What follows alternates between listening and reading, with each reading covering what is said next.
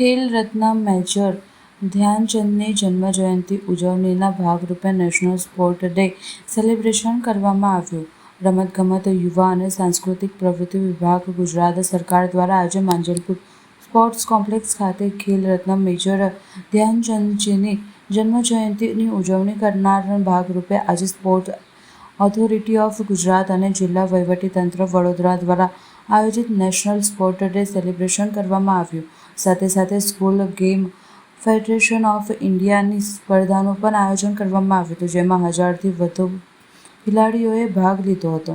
ત્યારે આજરોજ વડોદરા શહેરના મ્યુનિસિપલ કમિશનર અરુણ મહેશ બાબુ, અકોટા વિધાનસભા ધારાસભ્ય ચૈતન્યભાઈ દેસાઈ, વડોદરા જિલ્લા રમતગમત અધિકારી Dinesh Kadam, CEO Rohan Bhanage, joint secretary Gujarat Olympic association અને vice president Gujarat athletics association Laxman Karanjkarwar, Kitul Maheria, જિલ્લા યુવા વિકાસ અધિકારી વડોદરા, એથ્લેટિક્સ કોચ સાજિદ મંસૂરી તમામ લોકો ઉપસ્થિત રહ્યા હતા અને ખેલ રત્ન મેજર ધ્યાનચંદજીની પુણ્ય પુષ્પાંજલિ અર્પણ કરવામાં આવી હતી અને ખેલની શરૂઆત કરવામાં આવી હતી. અને સ્પોર્ટ્સ ફાઉન્ડેશનના માંજલપુર સ્પોર્ટ્સ કોમ્પ્લેક્સ ખાતે આજના કાર્યક્રમમાં ઉપસ્થિત તમામ સ્પોર્ટ્સ પ્રેમીઓ, હું ઇન્ડિવિજ્યુઅલ નામ નથી લેતો, બધાને રમતગમત વીરો અને સ્પોર્ટ્સ પ્રેમીઓને આજના કાર્યક્રમમાં સ્વાગત કરીએ છીએ.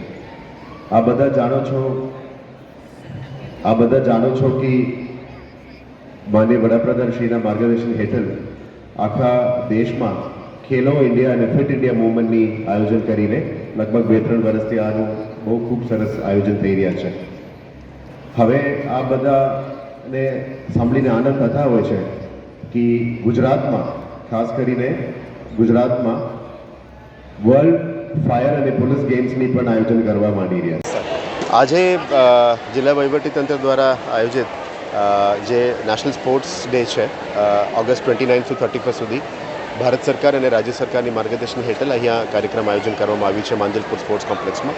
અહીંયા જે Vadodara municipal corporation, Vadodara sports ફાઉન્ડેશનની આ સ્પોર્ટ્સ કોમ્પ્લેક્સ છે, ત્યાં આગળ ડિસ્ટ્રિક્ટ લેવલના એથ્લીટ્સ તમામ અહીંયા ભેગા થયા છે અને જે રીતનું માનનીય વડાપ્રધાન શ્રી અને માનનીય ગુજરાતના રાજ્યના મુખ્યમંત્રીશ્રીની માર્ગદર્શન હેઠળ Khelo India games, fit India campaign અને ઓબેસિટી ફ્રી કેમ્પેનની અંતર્ગત આ કાર્યક્રમ કરવામાં આવી રહ્યા છે.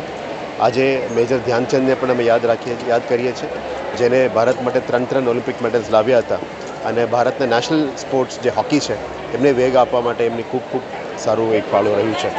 મેજર ધ્યાનચંદને યાદ રાખતા તમામને 1 घंटा खेल के मैदान में જે ભારત સરકારના સ્પોર્ટ્સ મિનિસ્ટ્રી દ્વારા જે મોટોને વેગ આપવામાં આવી રહ્યા છે, એ અંતર્ગત તમામ બાળકો, વાલીઓ બધાને 1 કલાક માટે કોઈ પણ સ્પોર્ટ્સ એડોપ્ટ કરવું જોઈએ.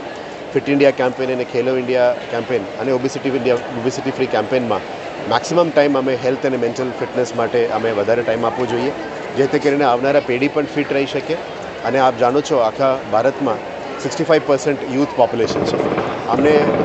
અમે સારી રીતે પ્રોડક્ટિવલી યુઝ કરીએ એટલે જે વિકસિત ગુજરાત અને વિકસિત ભારતની જે કલ્પના છે એ પણ સારી રીતે સાકાર થઈ શકે.